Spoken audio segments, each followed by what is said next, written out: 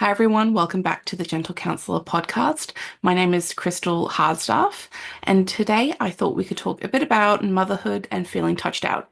So, for some of you listening, you may already have an understanding of what being touched out means, but for those who aren't sure, what we're talking about when we use the words touched out is that feeling that can be quite overwhelming where we're just having too much happening with us. We're either having too much in the sense that we feel like we're having constant demands of us, or we are feeling touched out in a literal sense of having too much physical contact, whether that is because you're breastfeeding or bed sharing, or if you have multiple young children like toddlers and babies who obviously need us a lot and having constant care and connection with us.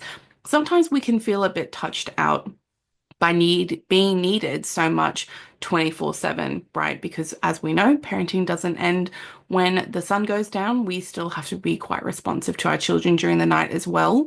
I still very much remember those early years with my children, even though I'm a little bit on the other side now when it comes to sleep at night. I still very much remember how that felt to be constantly on and needed those times and having that pull between wanting that, wanting to be responsive, wanting to meet my children's needs because I really valued that and that was important to me.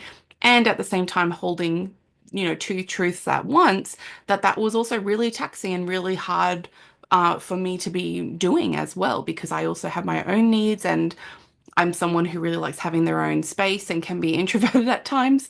And that just does not really work when you have little children like babies or toddlers, or children who have like additional needs, or if we have highly sensitive children, or children who are a bit more touchy-feely and they want to have that constant touch and connection with you, which can last forever, really, because everyone has their preference of how they show and receive love. So these are the kind of things we're going to be talking about today. Um, and when we're talking about being touched out, it's not just about being tired, as we know a lot of parents feel sleep deprivation because of, like I mentioned, being needed so much at night. And as we know, it's quite normal for babies and toddlers and young children to still wake up or need us during the night. Um, so it's not just about tired, it's that sensory overload and overwhelm as well that we get, especially if you're someone who is navigating the complexities of figuring out if you have any neurodivergency happening. Um, for example, parents who are autistic can also struggle with that, especially. We can also talk about the emotional exhaustion. Um, and for me, that was really amplified with the sleep deprivation because, when you're tired, it's a bit harder to regulate your own emotions and think a bit clearly because your body is quite literally in survival mode, trying to help get you through each day and each night. So there's a lot of emotions that come up with that as well, of being so needed all the time and struggling with, like I mentioned before, those two things of even though you want this and you're happy about that decision, we can also still complain about it and admit that it can be a struggle sometimes too. And having that lack of autonomy is just really hard for any human. We talk about autonomy a lot in the parenting world when we're talking about our children, because when we talk about things like our toddlers seeking autonomy in their body or having tantrums, we can be quite mindful and understanding. Of course, they don't like being told what to do. Of course, they wish they were the boss of their own bodies, kind of thing. And we forget that we also experience that ourselves as adults. We also want to have autonomy on our body. And say, for example, if you're someone who's breastfeeding, even if you're wanting to choose to do that, that can still take a toll on you to have your body being needed, especially if you're feeding on demand, for example, or if you're pumping and needing to work in the extra hours and tasks to do that, or if you're struggling with things like tongue ties or you're seeing a lactation consultant, right? Even just the experience of being pregnant, giving birth, having our body healing after that time, all of this can sometimes feel like a lack of having body autonomy because all in that process, our body is needed for someone else, whether we're literally growing a human or giving birth to them or sustaining them with breast milk, for example, right?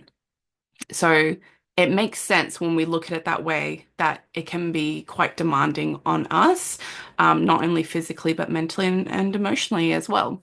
And so when we're talking about that lack of bodily autonomy, it's also just that feeling of never getting space for yourself, even for basic needs, right? I think often we can sort of make jokes or laugh about it, how we can't even go to the bathroom, or some people talk about how they even haven't even had a shower in like 3 or 5 days, right?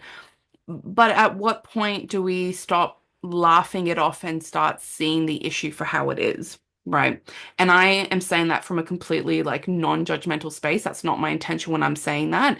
It's more, isn't that sad that we have so failed a mother that she feels she has no outreach or support around her where she has to put aside her literal basic needs because there's no one else around to support her, or she feels like she has no other choice in that moment, or not even feeling, maybe she like literally doesn't have another choice. So I get that we can use humor as a coping mechanism. If you've followed me for a while, you know that's very much how I am as well.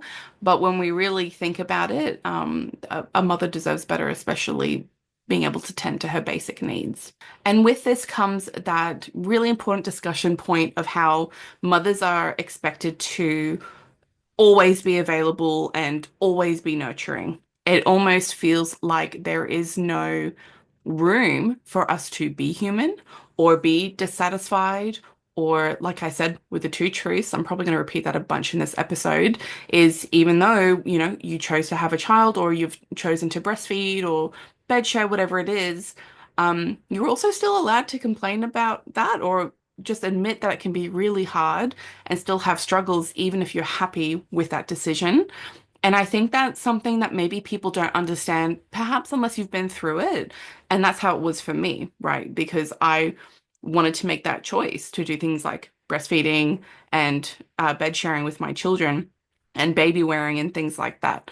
Um, and it was still hard at times. And I think it's okay to admit that. I don't think there's any choice you ever make as a parent or a mother where you're going to feel 100% happy and fulfilled in that. I think it would be a bit naive to think that any decision we make doesn't also have kind of that shadow part of it, right? Where we may experience some struggles in that, and that's okay too.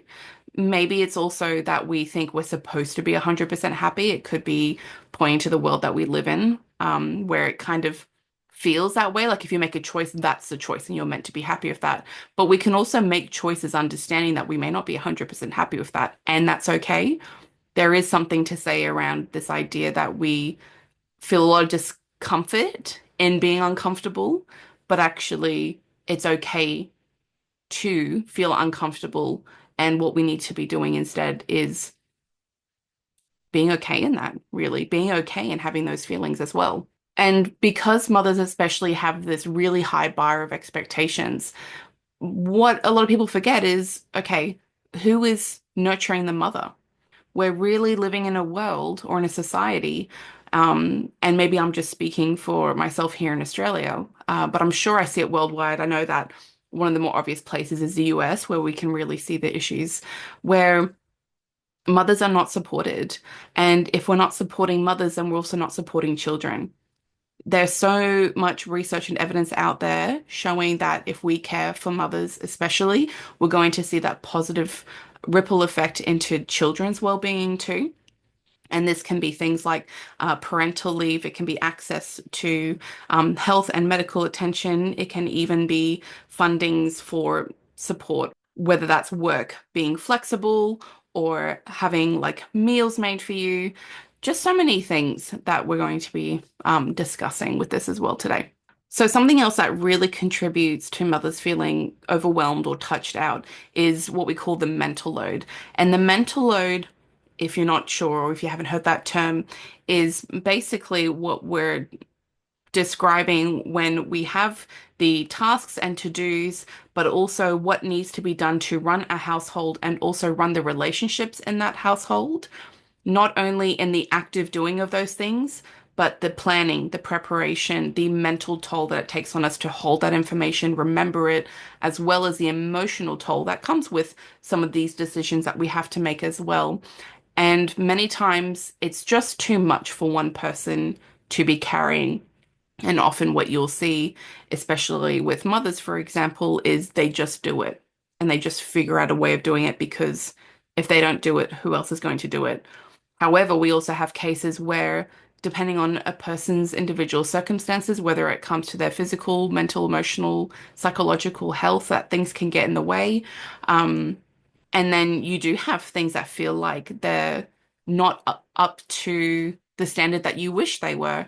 And again, when this happens, society likes to point the finger and blame mothers instead of recognizing everything that's happening around her in her life, not only in her personal life, but if we expand out and expand out and expand out, we can see how that's contributing to the other relationships around her, the community she's living in, the society and government decisions of the country or place that she's living in. And it's really important that we zoom out when we're talking about these issues, because if we're zooming in and focusing solely on that individual, on that specific mother, we are really missing a big picture, and honestly, nothing's going to change. So, like I've mentioned a little bit, there is a really big point to be made about society's role in mothers feeling that overwhelmed or touched out or burnout. And we do need to look at it from like a capitalist perspective that the world that we're living in was not built for mothers or children. We're living still in a very patriarchal structure where things have been built for or made only in the eyes of men, for example, which is where we have that whole patriarchal view come from.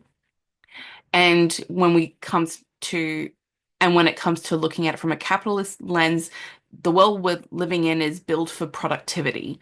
And those two things do not really suit how mothers and children need to function and need to flow and flourish in their kind of natural state of how they want to be together. We also have like this myth of either being a perfect mother or super mom. And that is very much leading into that space of mothers feeling like they have to very much self-sacrifice themselves in the interest of the well-being of their children or others around them, or even just not admitting to how much they're struggling, because sometimes when we admit it, suddenly everything crumples around us and we feel like we have to put on that really strong front or a mask to just keep pushing on and pushing on and pushing on. Again, that whole like that saying of like, pick up your bootstraps is again very capitalist. It's very much about productivity and not at all valuing things like rest or creativity or how we want to slow down to be present in our experiences of motherhood and raising our children. And so often what happens when people talk about that whole supermom thing, and we saw this quite a few years ago, this whole big thing around like self-care, and that being kind of pointed the finger again, it's kind of like handing off that responsibility of, oh, you're feeling burnt out, supermom. Here, you just need to do more self-care. And it's really not as simple as that. Yes, I know I have even talked a lot about self-care in the literal meaning of taking care of yourself. But what a lot of our, capitalist world does is self-care is created as things to purchase and things to use, whether that's things like getting your nails done or bubble baths or things like that, which for some people can still feel like taking care of yourself. But when that narrative is pushed on mums as if, oh, just do this one thing and that will magically solve your burnout issue, that's where that issue of like self-care comes in, because self-care isn't the solution to systemic neglect, which is what we're actually talking about. And when we're getting distracted by these things being pushed on us as mothers or women, that's part of the system's plan at play to distract us and not let us look at the actual real issue, which is the system in itself. We can also talk a bit more about the community care aspect. And what I mean by this is like that saying of it takes a village, right? It takes a village to raise a child. And what we're dealing with really is the absence of real village support, because what we are needing is not necessarily available to us. There's so many different families at the moment.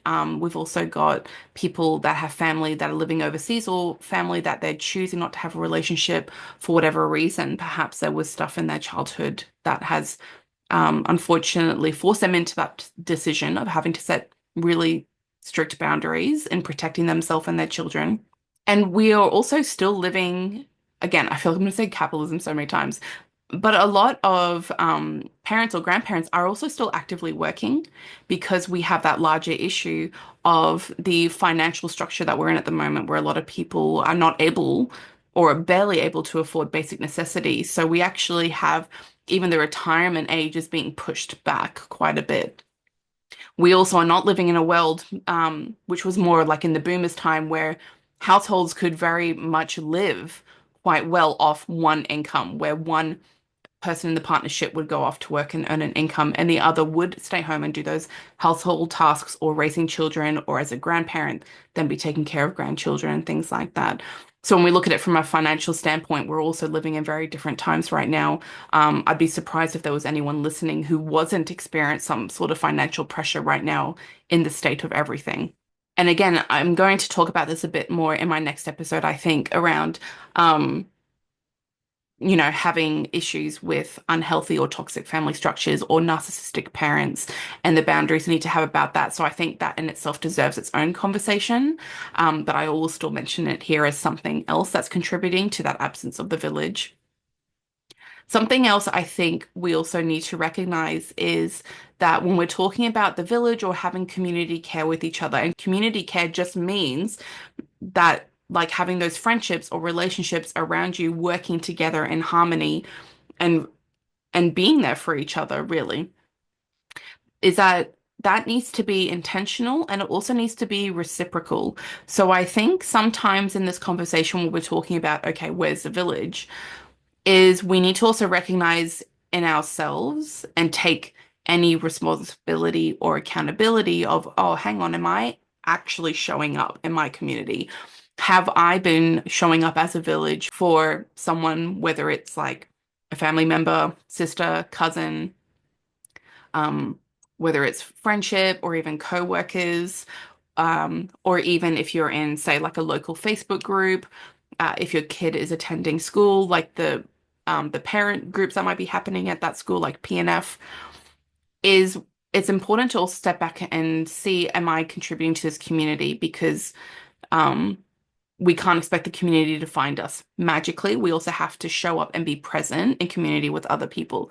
And when I was reflecting on my own experience in motherhood, I realized that that was probably something I either just didn't fully grasp. And I think a lot of us have that, especially if you were someone who was like the first in your friendship group to have a child. Um, or it's even if you're on the other end of that, like you don't really realize what it's like to be a parent until you become one. And I feel like I've felt both of those.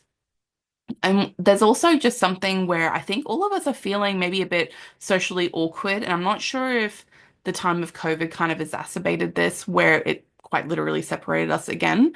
But a lot of us have this fear of showing up for others, like fear of rejection or fear of not doing it right.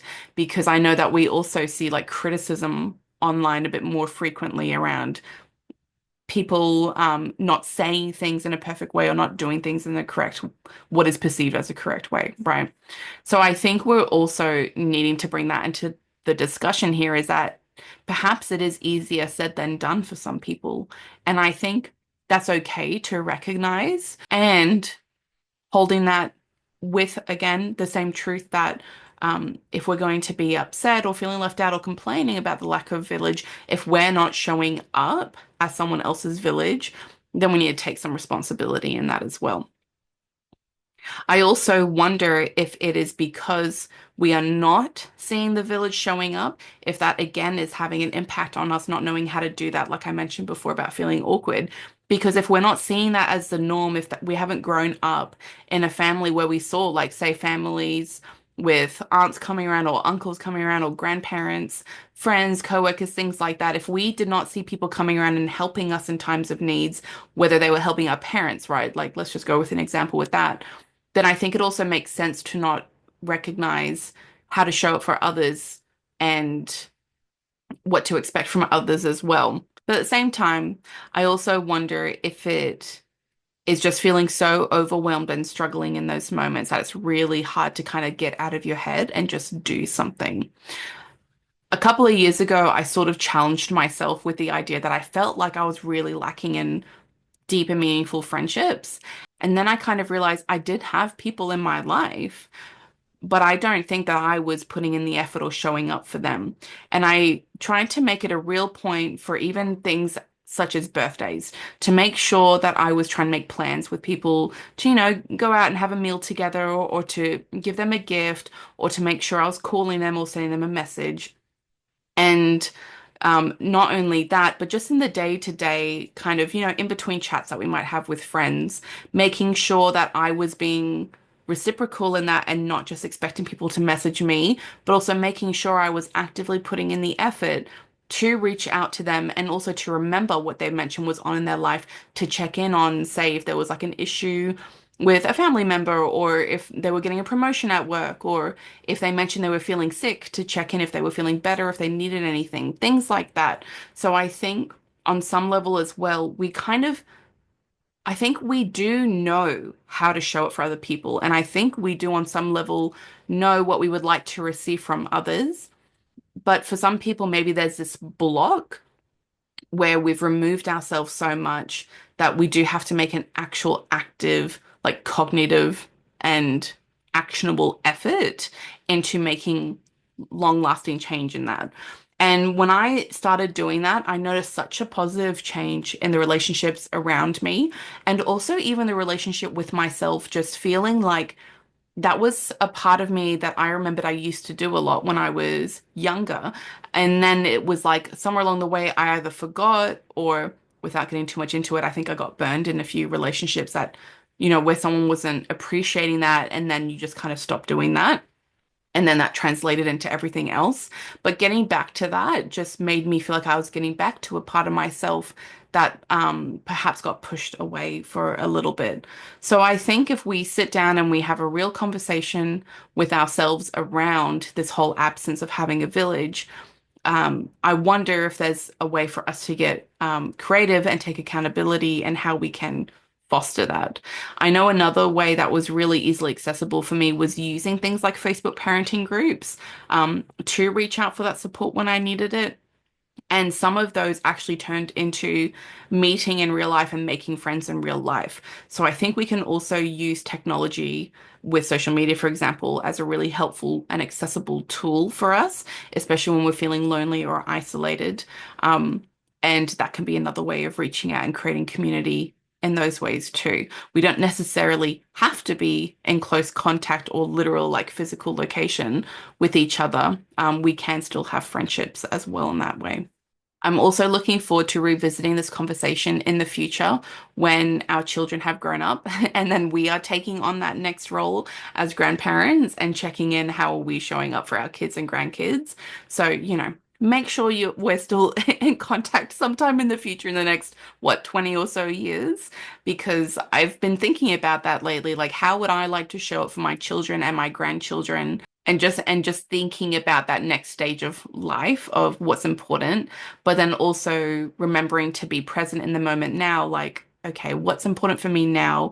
What can I be doing in this current stage of my life to be helping others and feeling good within myself to do that too?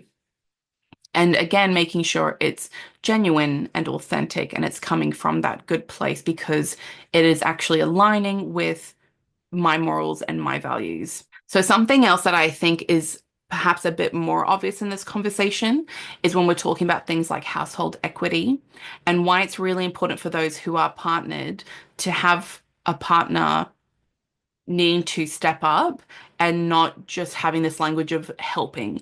It's kind of like that really big irk that you might get if you hear, like, let's talk about like mums and dads, for example. It's like where you hear a dad say that he's babysitting the kids, and it's like, no, actually, they're your children. It's not babysitting, it's taking care of your children. Again, I'm laughing. It's not funny. It's actually quite like enraging. But remember earlier when I mentioned about, humor as a coping mechanism, that's coming out right now.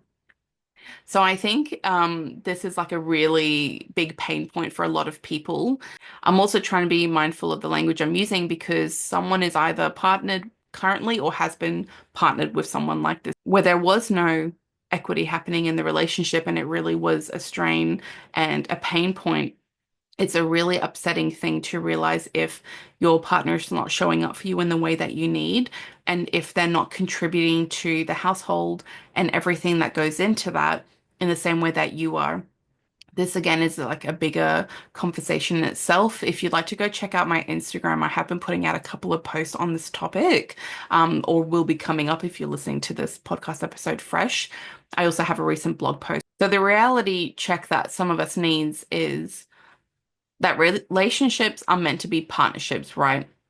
You should not be feeling like everything is falling solely on your responsibility in your household, especially if you're partnered. It's really unfair to have that expectation that one person is managing everything whilst the other one either does nothing or they are calling it like helping. And when they use that language of helping, you get them saying things like, oh, you should have just asked, um, or asking you to write them like a to-do list, or that weaponized incompetence of acting like they don't actually know what to do. And what's really frustrated about this is that one person is just left carrying that majority of the mental, emotional household labor, and it really is just unfair. It can also be classifying as quite serious things like a form of covert control and emotional neglect as well, um, which are types of abuse. So in an unequal partnership, that would be only one person planning or reminding or delegating, while the other person is kind of like either waiting to be told what to do or trying to avoid anything at all. When you are bringing up your upset or feelings of exhaustion, it's generally dismissed. Even to other people, you might be just getting told like, oh, that's just how it is, like suck it up kind of thing. If you are someone who is doing all of the managing of your kids' stuff, like their schedules, schooling, doctor's appointments, play dates, extracurricular activities, things like that. If your partner is getting their free time, like say they're going to golf for a full day on the weekend, or they're on their games at night for hours, but you're always on call, again, that's an imbalance. And this can really take a toll on relationships. Most commonly, this happens within the first 1 to 2 years of having a child. And we actually see higher rates for separation and divorce in these years because it's one of those things where I think both of you are going through that dramatic change that we feel in becoming a parent. However, one of you is actually changing and learning and doing something about it, and the other perhaps is not or has this expectation that nothing's going to change for them, just the child is going to fit into their life and they're not making any changes or having any flexibility or compromise or accountability for that change. This is also something that's really tricky because for some people, they didn't really have these conversations before having a child or before falling pregnant. I think, again, it comes back to one of those things of perhaps not knowing until you're in it and realizing. But it is really important to be having these conversations about who's going to be doing what the expectations are, what are we agreeing on, what do we need to compromise on, how are we going to make sure that both of us are having our needs met, as well as meeting our child's needs. All these things need to be such a prioritized conversation. And if that didn't happen before, you are still well within your right and allowed to have that conversation during. It's really problematic if someone is dismissing you when you're bringing up concerns about that. Because when we are seeing someone in an equal partnership, we're seeing things like your partner taking responsibility for tasks without needing reminders. When they are doing a task, they're doing it from the full beginning to the end. So the full like planning, preparing, actioning, completing. So not leaving things unfinished. When you do have things like household and parenting tasks, these are shared and not delegated. I know that some people do talk a lot about delegating different tasks and things, but sometimes what that is doing is actually, again, putting that mental load on because generally speaking, that one person who is experiencing the mental load is going to be the one writing out or delegating the list. So that doesn't necessarily actually get to the core issue because at the end of the day, both adults know what needs to get done. It's actually a skill that anyone can learn to notice things and pick up on things, especially if someone is able to do that in their job, they should be able to transfer that skill into the home. In equal partnerships, you're both getting that equal time to rest and recharge and pursue hobbies. And I think it's important to make note here that that's going to look different, and that's okay if it looks different because you might not both have the same interests and hobbies, right? Or you might not have the exact same time to do these things depending on what you've got going on with, child rearing or work, study, things like that. So it's really about fairness, and fair means that each person is getting what they need. Fair doesn't always have to be equal in that sense, but you will definitely be able to notice if there's an imbalance. And again, this just really needs like open, honest communication between both people in that partnership. So that really big one of emotional labor, where we're planning things, remembering things, or anticipating things that are about to happen with that mental load that we talked about, these should not be left to just one person. These should be shared things. And when an issue does arrive, maybe it's that your partner asks, how can I support you? Rather than, what do you need me to do? And there is a bit of a difference in how that is worded. Because if someone's having a hard time and another person is genuinely tr wanting to help them and maybe unsure of what exactly that person needs in that moment, by asking, how can I support you? Um, Shows more of like that genuine care and connection. Even better yet, if an issue is arising, then it would be your partner recognizing what needs to be done because they can just tell, like, oh, maybe I just need to take something off this person's plate. Maybe it's about, well, I'm going to make dinner. I'm not going to ask her what needs to get done or what groceries because I can also go and get groceries, for example, and make dinner. Um, or it could be, I can tell that my partner needs alone time right now. So I'm gonna make them a cup of tea, get them set up in our bedroom, close the door, and I'm gonna take the kids for a little bit. So we talk a lot about being attuned with our children's needs. When you have an equal partnership and a healthy relationship, you and your partner are attuned to each other's needs. So you experience that co-regulation together and you experience meeting your needs and having your needs met with each other in your relationship as well. So this is really quite a serious topic when we're talking about the unequal partnership because we can call this out as an abuse on women's emotions and women's time. Because if they are the only one expected to carry all of that household labor alone, and go through that mental, emotional, physical exhaustion, this is deeply impacting their well-being. Like it's actually having a negative effect on their health. And so what we'll see is women and mothers coming out with literal physical ailments and getting sick or having health issues come up. And some of this can actually be attributed to the literal stress that is happening on their body because they're having this expectation of doing everything alone, or they're even having that frustration of trying to create change in their partner, which is not working. So they just have that anger that's kind of like seething through their body, again, wreaking havoc on your physical health too. I don't think it's fair to just say like this is how things are because it's not how things are for everyone. There definitely are people out there who experience an equal partnership and healthy relationships. Because if we're saying that, we're just being fully dismissive and letting things go and nothing will change. So this is a societal conditioning that is purely prioritizing men's comfort, but this is at the expense of the exhaustion that women are experiencing. I think something else important is that our children are watching this dynamic happening in our relationships too. And I think it's important to try to have some sort of responsibility in that we don't want these patterns to continue with our children. And maybe that means that we need to stop and reflect on if that's what we saw growing up in our parents' relationships as well, right?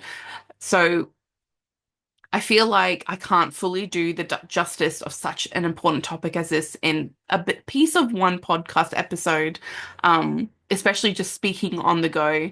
But there is so many people talking about this topic that I would really encourage you to go and find their accounts as well.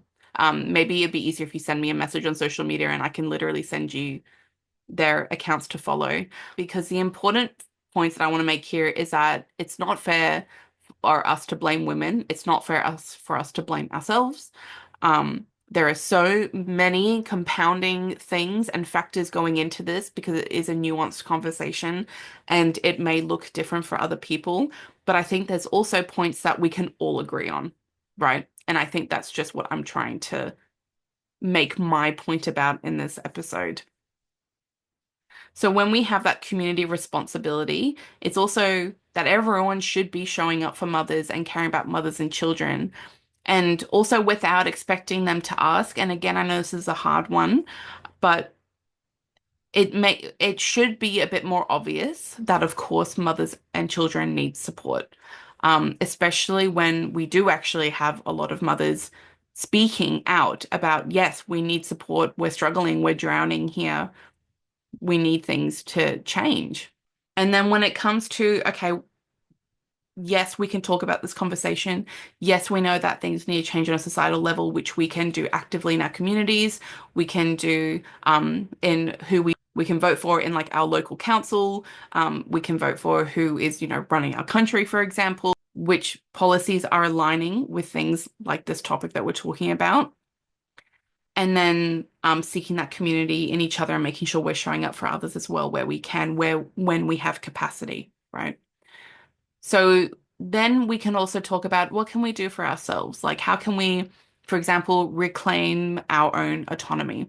And this is where we talk about things like how important rest is. How can we set boundaries that feel right for us? How can we redefine our experience or our identity of motherhood on our own terms? And all of those things are going to look very individual because, again, this has to be tailored to suit your specific needs. So when we're talking about things like rest, I know something that helped me a lot was when my children were napping, for example, and most of the time I was either holding them to sleep or I was laying next to them while they slept because mine would wake up the second I moved away from them. Was then getting creative with that and thinking, okay, do I need to have a nap as well? Or can I have my headphones with my phone to watch a show I've been wanting to watch, or to read a book or listen to an audiobook, or to have a chat with my friend during that time, right? So using that time creatively. It was probably 50-50 on having naps, to be honest, because that really helped. And part of that rest was letting go of expectations of the household, for example. So I think I saw this tip recently online and they worded it really well. And I was kind of doing this without realizing at the time, which is do the tasks you need to do when your kid's awake. So whether that's like doing the dishes or cooking or cleaning or going shopping or whatever it might be, right? Doing that when your child's awake. And then depending on their age, you can get them included in that, to whatever version of that you want to do. And I think I like that tip better about use the nap times for you instead of getting things done. However, and I know when I've talked to people about this, and I know I experienced it myself, is sometimes what you need in that moment is to get those things done, and that is genuinely going to feel good for you. Like whether it's decluttering or cleaning a certain spot of the house that's been giving you, a headache for a week. So even me trying to give suggestions is still very much, but that might not be suitable for everyone, right?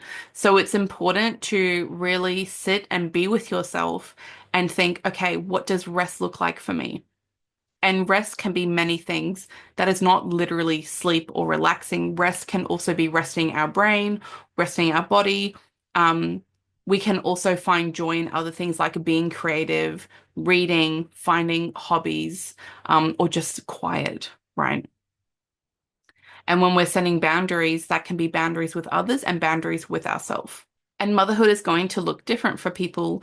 I talked a lot about how I wanted to have that choice to do things like breastfeeding and bed sharing. That does not suit everyone, and that's okay, right? It only needs to make sense to you and your child because every mother knows and has that innate wisdom inside her to know what is best for herself and her child, the child in front of you. Even if you have multiple children, that could look different for each one of them. So I think we also need to remember that mothers have pretty good instincts to do that. And let's add a bit of context in there that I'm talking about you listening to this. You have the capacity, you have the ability within you, you have the wisdom, and you can find in yourself what feels good. Right, I'm not talking about mothers who have been neglectful or abusive because I know some people listening might have experienced that in their childhood. So I just want to put that really quick disclaimer in here for that. So I hope this podcast episode was a good start to encourage us to have these kind of open conversations, as well as thinking about any boundaries that need to be set. How can we collectively do better with this?